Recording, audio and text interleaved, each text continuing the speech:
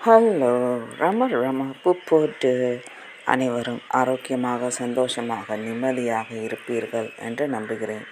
இப்போது அடுத்த பகுதி பார்ப்போம். அந்த இளைஞர் ஒரு பெரிய உள்ளூர் கல்லூரியில் படிக்கும் மாணவராக இருக்கிறார். மேலும் அவர் மிகவும் கவர்ச்சிகரமான பொது நுண்ணறிவு கொண்டவர்.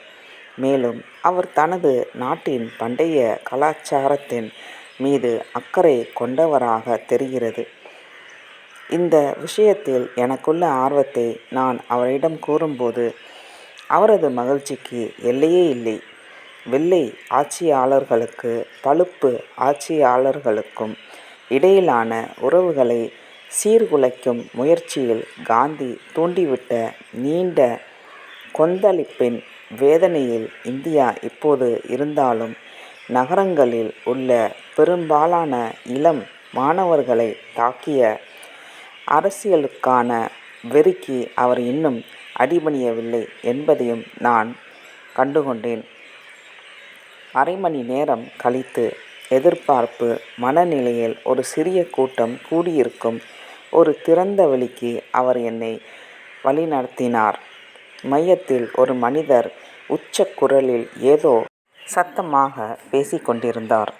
இந்த உரத்த அறிவிப்பு முக்கியமாக அந்த மனிதன் வைத்திருப்பதாக கூறும் அற்புதமான யோக சக்திகளின் பட்டியலை கொண்டுள்ளது என்று இளைஞர் எனக்கு தெரிவித்தார். தன்னைத்தானே யோகி என்று அறிவித்து கொண்டவர், சத்திய வாய்ந்த முறையில் கட்டமைக்கப்பட்டவர்.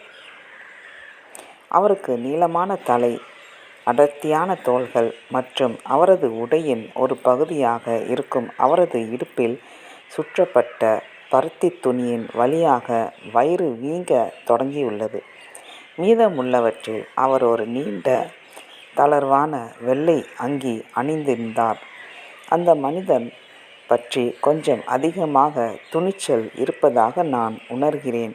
ஆனால் அவர் மாமர சாதனையை செய்ய முன்வந்ததால், போதுமான நிதி ஊக்கம் வரவிருந்தால் நான் சிலருடன் சேர்ந்து அவரது காலடியில் சில நாணயங்களை வீசுகிறேன். அவர் ஒரு விசாலமான மண் பானையை அவருக்கு முன்னால் வைப்பதன் மூலம் தொடங்குகிறார். பின்னர் தரையில் உட்காருகிறார். பானை சிவப்பு நிற பழுப்பு நிற மண்ணால் நிரப்பப்பட்டுள்ளது. அவர் நமக்கு ஒரு சிறிய மாங்கல் கல்லை காட்டி பூமியில் நடுகிறார். அதன் பிறகு அவர் தனது பயண பையில் இருந்து ஒரு பெரிய துணியை உருவாக்கி பானை மடிந்த முழங்கால்கள் மற்றும் தொடைகள் மீது பரப்புகிறார். பல நிமிடங்கள் நாம் சில மாய மந்திரங்களுக்கு விருந்தளிக்கப்படுகிறோம். அதை யோகி ஒரு சலிப்பான குரலில் உச்சரிக்கிறார். பின்னர் அவர் துணியை விலக்குகிறார். ஒரு மாம்பழச் செடியின் முதல் மொட்டு பூமிக்கு மேலே அதன் தலையை எட்டி பார்க்கிறது. மீண்டும் ஒரு முறை அவர் பானை மற்றும் கால்கள் இரண்டையும் மூடி ஒரு நாணல் குழாயை எடுத்து இசைக்காக எடுத்துக்கொள்ளக்கூடிய ஒரு விசித்திரமான சத்தத்தை வெளியிடுகிறார். இன்னும் சில நிமிடங்களுக்குப் பிறகு அந்த சிறிய செடி சில அங்குலங்கள் உயரமாக வளர்ந்திருப்பதை காட்ட அவர் துணியை எடுக்கிறார். குழாய் இசையுடன் கூடிய இந்த மூடுதல் மற்றும் மூடுதல் செயல்முறை பூமியிலிருந்து ஒரு சிறிய மாம்பழ செடி வெளியே மீண்டும் மீண்டும் செய்யப்படுகிறது. இது சுமார் 9 அல்லது 10 அங்குல உயரம் கொண்டது. ஒரு மரம் இல்லை, ஆனாலும் ஒரு சிறிய மஞ்சள் நிற தங்க மாம்பழ பழம் செடியின் உச்சியிலிருந்த தொங்குகிறது. இந்த மரம் முழுவதும் நான் பூமியில் புதைத்ததை நீங்கள் பார்த்த விதையிலிருந்து முளைத்துள்ளது என்று யோகி வெற்றியுடன் அறிவிக்கிறார். என் மன அமைப்பு அவரது கூற்றை அவ்வளவு எளிதாக ஏற்றுக்கொள்ள என்னை அனுமதிக்கவில்லை. எப்படியோ அந்த சாதனை வெறும் ஏமாற்று வேலை என்று நான் உணர்கிறேன். அந்த இளைஞன் தனது கருத்தை வெளியிடுகிறான். சாஹிப், அந்த மனிதன் ஒரு யோகி. அத்தகைய மனிதர்கள் அற்புதமான காரியங்களை செய்ய முடியும். ஆனால் நான் திருப்தி அடையவில்லை.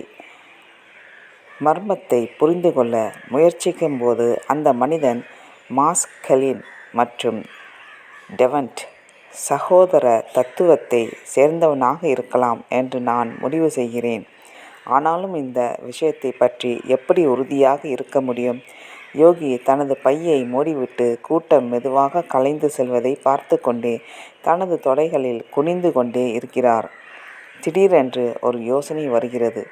நாங்கள் தனியாக இருக்கும்போது நான் யோகியை அணுகி 5 ரூபாய் நோட்டை எடுத்து மாணவனிடம் கூறுகிறேன்.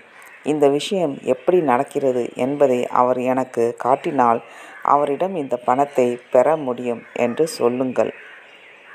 இளைஞர் கீழ்ப்படித்தலும் என் கோரிக்கையை மொழிபெயர்க்கிறார்.